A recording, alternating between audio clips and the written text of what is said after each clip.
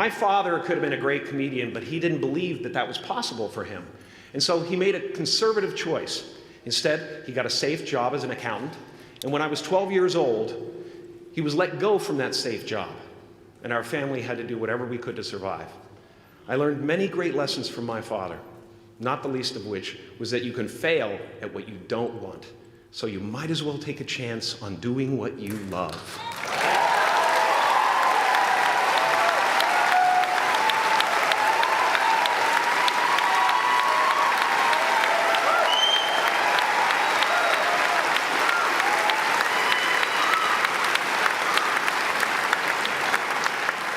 It's not the only thing he taught me, though. You know, I watched the effect of my father's love and humor and how it altered the world around me. And I thought, that's something to do. That's something worth my time. It wasn't long before I started acting up. You know, people would come over to the house and they'd be greeted by a 7-year-old throwing himself down a large flight of stairs. They would say, "What happened?" And I would say, "I don't know. Let's check the replay." I'd go back to the top of the stairs and come back down in slow motion.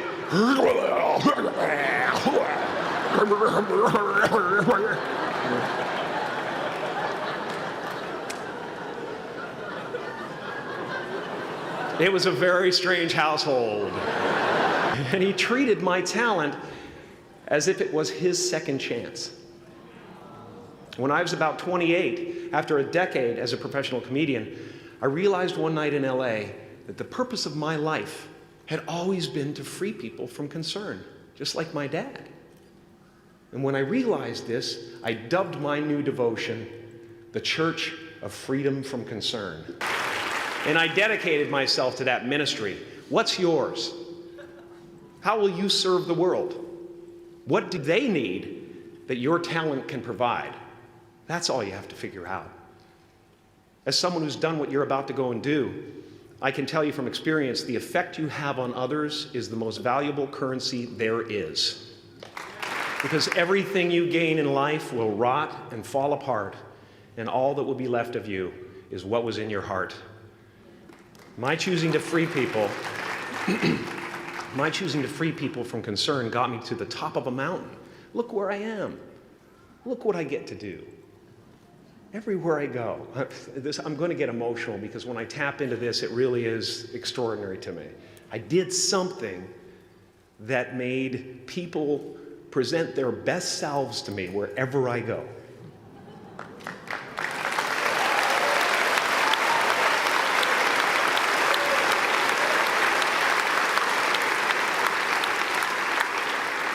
I am at the top of the mountain, and I was, and the only one I hadn't freed was myself, and that's when my search for identity deepened. I wondered who I'd be without my fame. Who would I be if I said things that people didn't want to hear? Or if I defied their expectations of me? But you guys are so ahead of the game. You already know who you are. And that peace that we're after lies somewhere beyond personality, beyond the perception of others, beyond invention and disguise, even beyond effort itself. You can join the game, fight the wars, play with form all you want, but to find real peace, you have to let the armor go. Your need for acceptance can make you invisible in this world. Don't let anything stand in the way of the light that shines through this form. Risk being seen in all of your glory.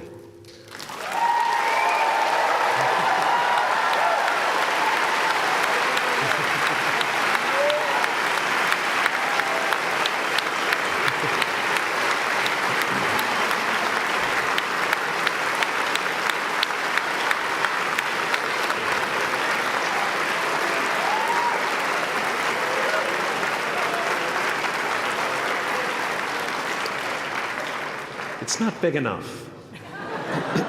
This painting is big for a reason. It's called high visibility. It's about picking up the light and daring to be seen. Here's the tricky part. Everyone is attracted to the light. The party host up at the top, who thinks unconsciousness is bliss and is always offering to drink from the bottles that empty you. Misery below her.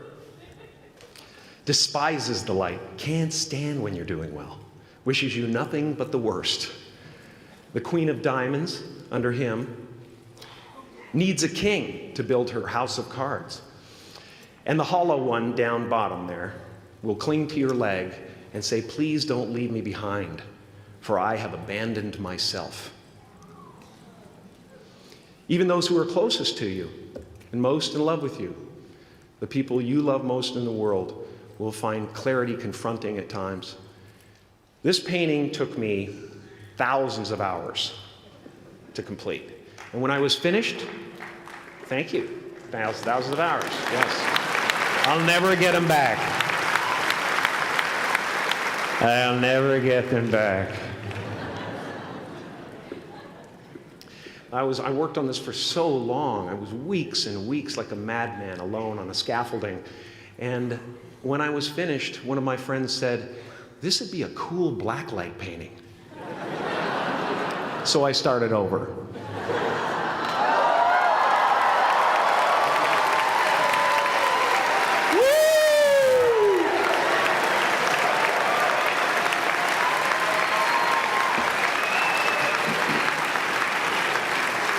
Welcome to Burning Man.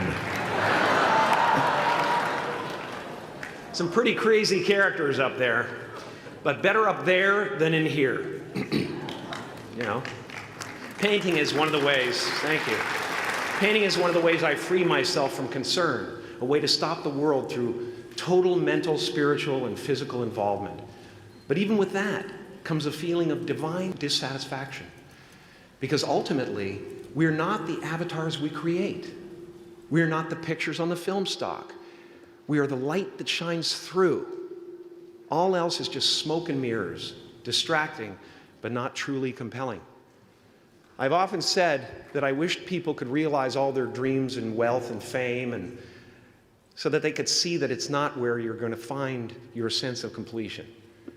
Like many of you, I was concerned about going out into the world and doing something bigger than myself, until someone smarter than myself made me realize that there is nothing bigger than myself.